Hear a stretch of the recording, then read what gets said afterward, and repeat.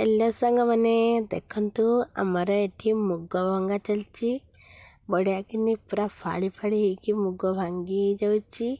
मु एक भावुची कि बरा प्रस्तुत करी देखंतु बढ़िया कि आम देसी स्टाइल भांगुचु पूरा पेशारे पेशी पेशी की माँ भांगी दौरान देखंतु पूरा बढ़िया कि भांगी जाऊँगी। आम एक नहीं बरा प्रस्तुति करवा आपण केबे खाई कि बाटी नौची वर्तमान आमर बाटिबा सरी जाइछि। देखंतु आम पियाज लंका गुंड हलदी गुंड लुण टिके गरम मसला पकेकी एहाकू गोले नबा भल भाबरे छाणीबा छाणीकी खाइबा बढ़िया लागिबो।